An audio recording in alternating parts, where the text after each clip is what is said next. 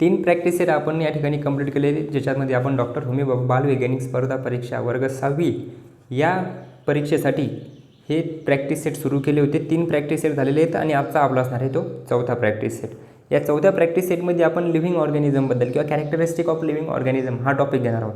कारण आतापर्यंत आपण एअर, वॉटर आणि लँड असे 3 टॉपिक कंप्लीट केलेले. आजचा असणार आहे लिव्हिंग ऑर्गॅनिझम्स. त्याच्यामध्ये लिव्हिंग ऑर्गॅनिझममध्ये काय, त्याचे कॅरेक्टरिस्टिक, त्याचे गुणधर्म आणि त्या गुणधर्माबद्दल आपण माहिती जाणून घेणार आहोत. तुम्ही डॉक्टर होमी भाभा बालवैज्ञानिक स्पर्धा परीक्षेची तयारी करत असाल तर हे व्हिडिओ फक्त तुमच्यासाठी जाईल. आता तुम्हाला माहिती असेल तुमच्या परीक्षेची तारीखही आलेली आहे आणि फॉर्मसुद्धा चालू झालेले आहेत आणि तुम्ही फॉर्म भरलेही असतील आणि नसतील भरले तर लवकरात लवकर फॉर्म भरून टाका. कारण याची शेवटची जी तारीख असणार आहे 2026मध्ये तयारी करणाऱ्या विद्यार्थ्यांसाठी ही तारीख काय असणार आहे, तर तुम्हाला तारीख जर सांगायचं म्हटलं तर याची स्टार्ट झाली 1 जुलैपासून. 1 जुलै 2026पासून किती तारखेपर्यंत, 18 ऑगस्ट 2026पर्यंत हे तारीख असणार आहे. एवढ्या तारखेच्या दरम्यान तुम्ही हे फॉर्म भरू शकता आणि तुमची जी एक्झाम डेट असणार आहे ती असणार आहे 28 नोव्हेंबर 2026. तर या 3 तारखे तुम्हाला लक्षात ठेवायच्या आणि या पद्धतीनं तयारी करायची. त्यासाठी आता सर्वात पहिले तुम्हाला या ठिकाणी प्रॅक्टिस सेट 4मधला जो पहिला क्वेश्चन आहे किंवा पहिला प्रश्न आहे तो तुम्हाला दिलेला आहे आणि याचं उत्तर तुम्ही नक्की सांगा.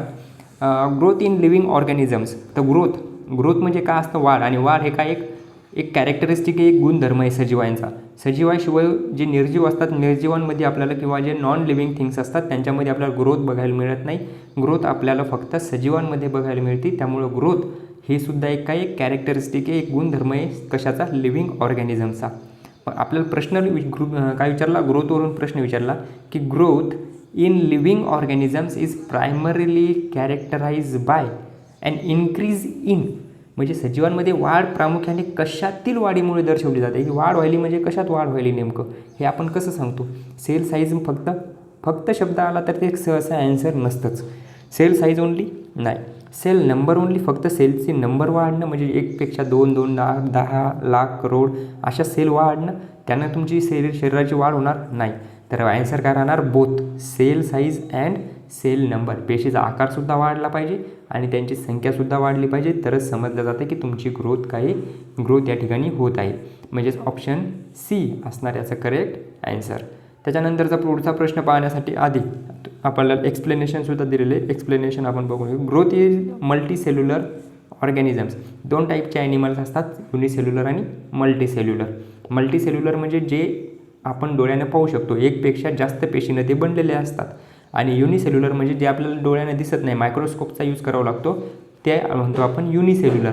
मग जे मल्टीसेल्युलर ऑर्गॅनिझम्स असतात लाईक ह्युमन्स, आपण सुद्धा काय मल्टीसेल्युलर आहेत, प्लांटसुद्धा काय मल्टीसेल्युलर आहेत. इन्व्हॉल्व बोथ सेल डिव्हिजन, म्हणजे सेल डिव्हिजन व्हायला म्हणजेच काय व्हायला, इन्क्रीज व्हायली त्याची नंबर, आणि सेल एलॉंगेशन म्हणजेच काय त्याची साईजसुद्धा वाढायली, तरच काय व्हायला त्याच्यात ग्रोथ होत आहे असं आपण समजतो. प्रश्न दुसरा दिलेला आहे, which of the following is considered the universal characteristic.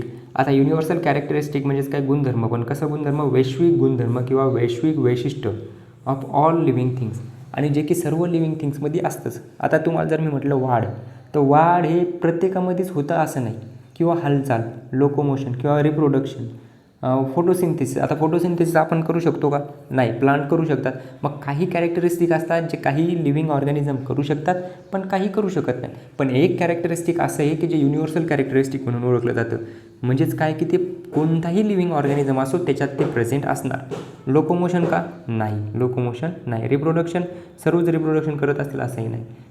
Photosynthesis नाही, तर असणार काय ते सेन्सिटिव्हिटी, म्हणजेच रिस्पॉन्स टू स्टिम्युली, म्हणजे जी आपल्या आसपास काही गोष्टी घडत असतात त्या गोष्टीला रिस्पॉन्स करणं. जसं तुम्हाला जर कोणी मागून मारलं की तुम्ही लगेच मागं बघता, है ना. कोणी आवाज दिल्याच्यानंतर तुम्हाला कळतं की आपल्याला आवाज दिलेला आहे. म्हणजे संवेदनशीलता तुमच्यात असणं, प्रतिसाद त्याला देणं, हे असतं एक कॅरेक्टरिस्टिक जे की कसं आहे युनिव्हर्सल कॅरेक्टरिस्टिक आहे. म्हणजे रिस्पॉन्स टू स्टिम्युली हे काय एक कॅरेक्टरिस्टिक एक गुणधर्म आहे जो की आपण वैश्विक गुणधर्म म्हणून ओळखू शकतो. All living organisms from bacteria to complex animal, म्हणजे बॅक्टेरिया युनिसेल्युलर असू द्या किंवा कॉम्प्लेक्स ॲनिमल म्हणजे मल्टीसेल्युलर असू द्या, can detect and respond to changes the environment. म्हणजेच काय ते काय करतात, डिटेक्ट करतात, म्हणजेच ते आपल्या आसपास जे काही पर्यावरणामध्ये बदल घडतात, चेंज होतात, त्याला ते काय करतात, प्रतिसाद देतात. Locomotion and photosynthesis are not found in all life span. Locomotion आणि फोटोसिंथेसिस हे प्रत्येकामध्येच नसतात. द प्रायमरी रिझन, 3 नंबरचा प्रश्न दिलेला आहे. The primary reason for locomotion in animals is 2. म्हणजेच सर्वात महत्त्वाचं जे रिझन आहे किंवा कारण आहे कशाचं, हालचालीचं, हे काय असतं. तुम्हाला हालचाल करणे हे कशासाठी गरजेचं आहे, रिप्रोड्यूस होण्यासाठी किंवा प्रजनन करण्यासाठी का, नाही. प्रजनन करण्यासाठी हालचाल करण्याची गरज नाही. Avoid predator and find food. Avoid predator and find food म्हणजे भक्षकांपासून वाचण्यासाठी आणि आपलं अन्न शोधण्यासाठी तुम्हाला काय केलेलं आहे, एक कॅरेक्टरिस्टिक असते, एक गुणधर्म असतो आपल्या सजीवामध्ये, त्याला आपण काय करतो, आपल्या भक्षकांपासून वाचण्यासाठी आणि अन्न शोधण्यासाठी त्याचा वापर करतो. मेंटेन बॉडी टेम्परेचर तर नाही. एस्केप फ्रॉम डायरेक्ट सनलाईट नाही. हे काय असणार, बी ऑप्शन याचा असणार करेक्ट ॲन्सर. बी ऑप्शनमध्ये काय आहे, avoid predator and find food. त्याच्यानंतर दिलेले plants generally shows response to stimuli. म्हणजे प्लांट्स काय करतात, प्रतिसाद देतात. त्याच्या आसपास वातावरणामध्ये जे काही बदल होतात त्याला प्रतिसाद देतात टू स्टिम्युली बाय. पण कशानं, म्हणजे कशा पद्धतीने ते स्टिम्युलीला प्लांट्स कशा पद्धतीने रिस्पॉन्स देतात. आता आपण समजा रिस्पॉन्स देतो, आपण एखादी गोष्ट आपल्यासोबत घडत असेल तर आपण त्याला अपोजिट डायरेक्शनमध्ये आहे ना, ॲक्शन टू रिॲक्शन म्हणतो ना आपण, ॲक्शन रिॲक्शन, तशा पद्धतीने त्याला रिस्पॉन्स देतो. पण प्लांट्स आपल्याला बघतो का आपण, आता आपण जर गेलो आणि आपण बघतो की बरेच लोक काय करतात, झाड तोडतात, वृक्ष तोडतात. मग प्लांट आपल्याला त्याचा प्रतिसाद देतात का, ते आपल्याला बोलतात का, आपल्यावर नाराज होतात का, किंवा आपल्याला ते काही परत आपण जशा पद्धतीने त्याला तोडालो तशा पद्धतीने आपल्याला ते तोडतात का, नाही. मग याचा अर्थ ते तशा पद्धतीने रिस्पॉन्स देत नाहीत. मग ते रिस्पॉन्स देतात कसा, तर प्लांट्स कशा पद्धतीने रिस्पॉन्स देणार, लोकोमोशन नाही. Slow growth movement toward the stimulus, उद्दीपनाकडे मंद वाढीची हालचाल, हेच काय असणार याचं करेक्ट ॲन्सर. म्हणजेच काय, तुम्हाला आता झाड जे वाढतं ते कसं वाढतं, जमिनीकडून वर वाढतं. वर कशामुळे वाढतं, कारण वर काय असतो, सन असतो, आणि सनलाईटमुळं काय होतं, हे जी प्लांट असतात हे वरच्या साईडला सनलाईटकडे काय होतात, ग्रोथ याची असते किंवा यांची वाढ सनलाईटच्या दिशेनं होत असते. म्हणजे याच्यात काय व्हायला, स्लो ग्रोथ व्हायली, पण कशी व्हायली, टुवर्ड द स्टिम्युलस, म्हणजे जिकडे त्यांना प्रतिसाद मिळत असेल त्या साईडला त्याची ग्रोथ होत असते. त्याच्यानंतर पहा, slow growth movement toward stimulus म्हणजे उद्दीपनाकडे मंद वाढीची हालचाल, ही असणाऱ्याचं करेक्ट ॲन्सर. एक्सप्लेनेशनमध्ये दिलं जातं, plant being anchored can not move location but they growth toward the light, त्याला आपण म्हणतो phototropism. Or away from gravity म्हणजे geotropism, which are slow growth. आता याच्यात आपल्याला असं कळतं की ग्रॅव्हिटी म्हणजेच काय, पृथ्वी म्हणजे फोर्स लावते, कोणती गोष्ट पृथ्वी काय करते, आपल्याकडे अट्रॅक्ट करून घेते, ओढून घेते. पण झाड पृथ्वीच्या या ग्रॅव्हिटीच्या अपोजिट डायरेक्शनमध्ये वरच्या साईडला ग्रोथ करतं. म्हणजे ते कशामुळे होतं, तर ते प्लांट काय करते, बिईंग अँकर्ड म्हणजे जमिनीत असूनसुद्धा, जमिनीत अँकर्ड असते म्हणजे रोवलेली असते तरीसुद्धा मुवमेंट नाही करू शकत, पण ती ग्रोथ काय करू शकते, सनलाईटकडे वाढू शकते, तिची ग्रोथ होऊ शकते. What is the process of getting rid of waste product from the body. शरीरातले टाकाऊ पदार्थ बाहेर टाकण्याची जी प्रक्रिया असते त्याला काय म्हणतो. सर्वात पहिले दिलं रिप्रोडक्शन. तर रिप्रोडक्शनमध्ये काय केलं जातं, आपल्यासारखेच नवीन सजीव या ठिकाणी तयार केले जातात. म्हणजे प्रत्येक सजीवात एक कॅरेक्टरिस्टिक असतं, स्वतःसारखे सजीव तयार करणं, त्याला म्हणतो रिप्रोडक्शन. हे त्याचं राहणार नाही. रेस्पिरेशनमध्ये काय केलं जातं, ऑक्सिजन इनहेल आणि एक्झेल, ऑक्सिजन घेतला जातो, कार्बन डायऑक्साईड सोडला जातो. काही कार्बन डायऑक्साईड घेतात जसं प्लांट्स असतील आणि ऑक्सिजन सोडतात.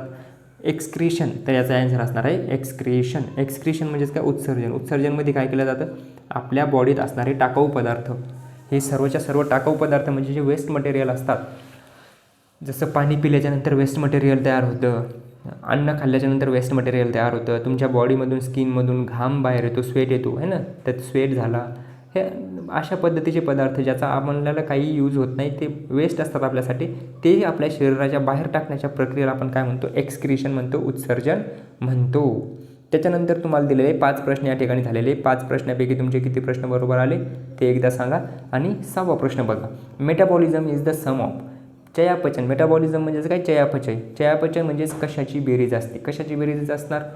आता ज्यावेळेस पण तुम्हाला असे प्रश्न दिलेले असतात ना, कधी कधी नाही समजलं, समजा एखाद्या प्रश्नाचं उत्तरच येत नाही मला, मग मी याचं काय करणार, जो ऑप्शन सर्वात मोठा आहे ना तोच ऑप्शन सहसा ॲन्सर असू शकतो.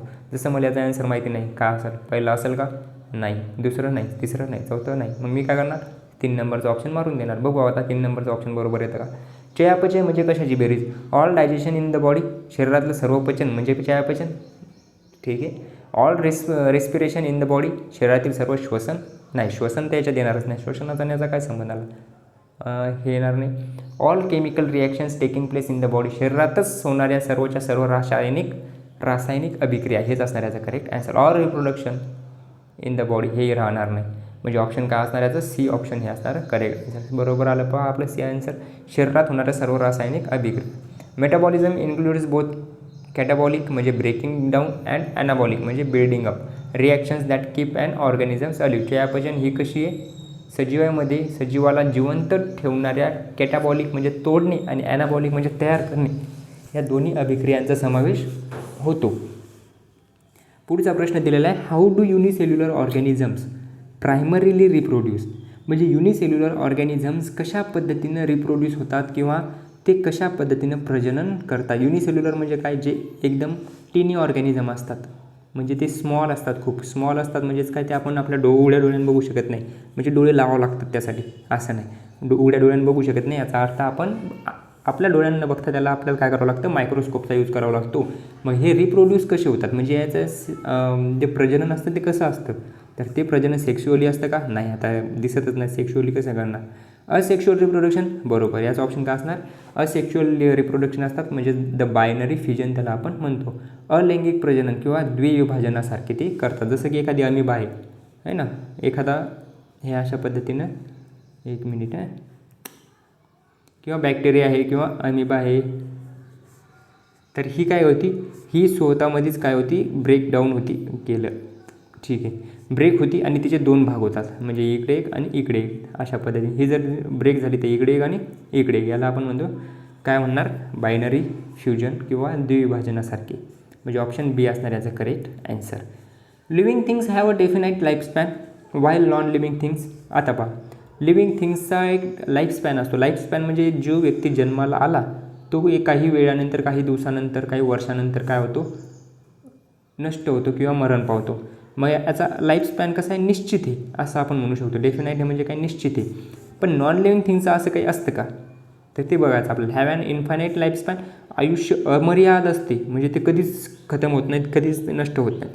हॅव अ फ्लक्च्युएटिंग लाईफस्पॅन, आयुष्य त्याचं बदलत राहतं है ना, असं आहे का.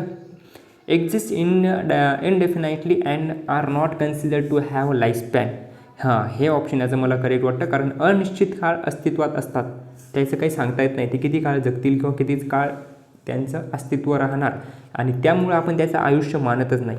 आता असं आहे की आपल्या हातात पेन आहे, आता या पेनाचं आयुष्य किती आहे आपण सांगू शकतो का, की पेन किती वर्ष जगणार. किंवा तुमच्या हातात आता तुम्ही मोबाईलमध्ये बघत आहात, तुमच्या मोबाईलमध्ये तुम्ही सांगू शकता का या मोबाईलचं आयुष्य किती वर्ष असू शकतं अंदाजे.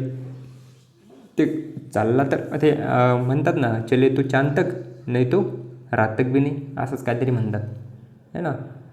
तर हॅव अ डेफिनाईट लाईफस्पॅन, निश्चित आयुष्य असतं का, नाही असं काहीच नाही. तर याचा ऑप्शन असणार C, exist indefinitely and are not considered to have a lifespan, अनिश्चित काळ अस्तित्वात असतात आणि त्यांचं आयुष्य मानलं जात नाही.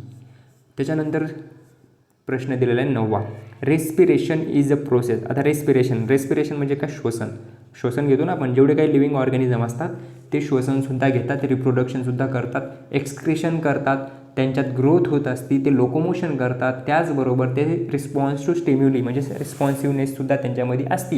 हे सर्वच्या सर्व कॅरेक्टरिस्टिक असतात सजीवांचे. त्यातलंच एक कॅरेक्टरिस्टिक आहे रेस्पिरेशन म्हणजे श्वसन. काय करतं, uses energy to build molecules, रेणू तयार करण्यासाठी ऊर्जा वापरते.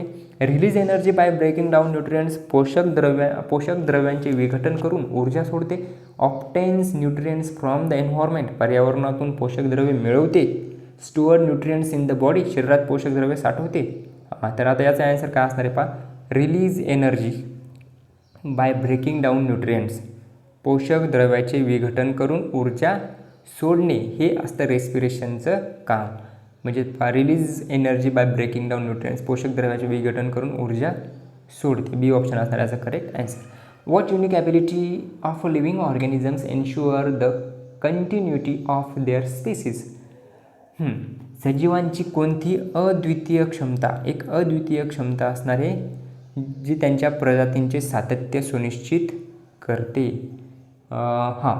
काय असणार आहे पहा, व्हॉट युनिक ॲबिलिटी म्हणजे एक अद्वितीय क्षमता आहे of living organism ensure the continuity of their species. Continuity of their species म्हणजेच काय, जीवांचे कोणते अधिवेशन त्यांच्या प्रजातीचे सातत्य. म्हणजे समजा एखादा लिव्हिंग ऑर्गॅनिझम आहे किंवा एखादा ॲनिमल आहे, तर त्याच प्रकारचा ॲनिमल समोरही चालू राहील, म्हणजे समोरही तो जन्माला येईल हे सुनिश्चित करण्याची एक ॲबिलिटी असती प्रत्येक ऑर्गॅनिझमची. त्याला आपण काय म्हणतो, ग्रोथ का? नाही. ग्रोथमध्ये काय आलं, ग्रोथ म्हणजे एका ॲनिमलची ग्रोथ लहानाची मोठी व्हायली, त्याच्यापासून त्याच्यासारखा ॲनिमल बनणार का? नाही. रिस्पॉन्सिव्हनेस नाही. लोकोमोशन नाही. तर ॲन्सर काय असणार आहे, रिप्रोडक्शन. रिप्रोडक्शनमध्ये काय केलं जातं, प्रजनन. आणि प्रजननमध्ये काय होतं, एकासारखे ॲनिमल म्हणजे त्यांच्यासारखे किंवा कोणता ॲनिमल असेल किंवा प्लांट असेल त्यांच्यासारखे. जसं तुम्ही आंबा बघितला, आंब्याच्या खाली जर आपण बघितलं आंब्याचे झाडे येतात, म्हणजे ती काय करायली, प्रजातीचं सातत्य सुनिश्चित करायली, त्याला आपण म्हणतो रिप्रोडक्शन. तर याचा आन्सर असणार रिप्रोडक्शन. एक्सप्लेनेशन बघा, reproduction allows an organisms to pass its genetic material to the next generation, preventing the entire species from becoming exist when individuals die. प्रजनन सजीवाला अनुवांशिक माहिती पुढच्या पिढीकडे हस्तांतरित करण्याची परवानगी देते. जेव्हा व्यक्तीचा मृत्यू होतो तेव्हा संपूर्ण प्रजाती नामशेष होण्यापासून रोखते. हे झाले आपले आजचे 10 प्रश्न. या 10 प्रश्नापैकी तुमचे 10 प्रश्नापैकी किती प्रश्न बरोबर आले ते तुम्हाला या ठिकाणी अशा पद्धतीने कमेंट करून सांगायचं. व्हिडिओ आवडला असल्यास अपना गाईड या यूट्यूब चॅनलला सबस्क्राईब करायचं, त्याचबरोबर लाईक शेअर करायचं आणि आपल्या मित्रांना शेअर करून त्यांनाही या परीक्षेला बसण्यासाठी किंवा त्या परीक्षेमध्ये काय सांगतात त्या परीक्षेची माहिती त्यांना द्यायची आणि परीक्षेची तयारी करण्यासाठी त्यांना तयार करायचं. बाकीचं आता जे काही पुढं असणार आहे, आता किती झाले 4 प्रॅक्टिस सेट झाले. आता इथून पुढचे जे प्रॅक्टिस सेट असणार आहे ते आपण अशा पद्धतीने न घेता त्याच्यात 1 लिनियर क्वेश्चन घेणार आहेत, कारण याला जास्त टाईम लागायला. आणि काही प्रश्न असे असतात ज्याचा अभ्यास तुम्हाला आधी करावा लागतो. आता मी तुम्हाला अशा पद्धतीचे क्वेश्चन दिले. आता होऊ शकतं जर हा अभ्यास तुमचा कंप्लीट नसेल आणि याचे उत्तर जर तुम्हाला येत नसेल तर तुमचा कॉन्फिडन्स लो होतो. त्यामुळे आधी मी तुम्हाला ते शिकवणार, ते पूर्ण तुम्हाला एक्सप्लेन करणार, त्याच्यानंतर आपण पुन्हा परत एकदा हे प्रॅक्टिस अशा पद्धतीनं सुरू करणार. कारण आता आपल्याकडे भरपूर टाईम आहे. टाईम किती आहे आपल्याकडे बघा, टाईम आहे आपल्याकडं आता हे जून किंवा आता जून तर समजा जुलै, ऑगस्ट, सप्टेंबर, ऑक्टोबर आणि नोव्हेंबर. 28 तारीख म्हणजे जुलै पूर्ण आहे, ऑगस्ट आहे, सप्टेंबर आहे, ऑक्टोबर आहे आणि नोव्हेंबरसुद्धा पूर्णच आहे. म्हणजे 1, 2, 3, 4 आणि 5, 4.5 ते 5 महिने तुमच्याकडे कंप्लीट आहेत किंवा 4 महिने, 3 महिने जेवढा काही वेळ असेल एवढ्या महिन्यामध्ये पूर्णच्या पूर्ण तुमची 4थी, 5वी आणि 6वीची तयारी होऊन जाते आणि या परीक्षेसाठी येणारा कोणताही प्रश्न तुमच्याकडून सुटणार नाही, एवढं मी या ठिकाणी तुम्हाला शब्द देऊ शकतो. तर भेटूया पुन्हा नवीन एका व्हिडिओमध्ये, ज्याच्यात आपण बघणार आहेत पुढचा प्रॅक्टिस सेट 5. तोपर्यंत जय हिंद, जय महाराष्ट्र.